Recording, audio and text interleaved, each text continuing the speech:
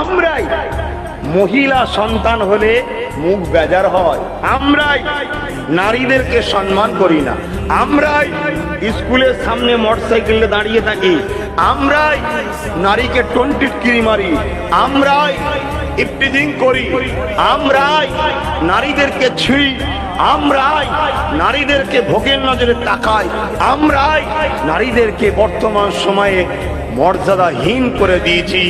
এটা রসুলের দুশ্মনী ছাড়া অন্য কিছু নয়। এই জায়গায় কিন্তু বাপ ভাইরা মনে হচ্ছে আমরা রসুলের বিরুদ্ধে চলে বেঈমান হতে যাচ্ছি।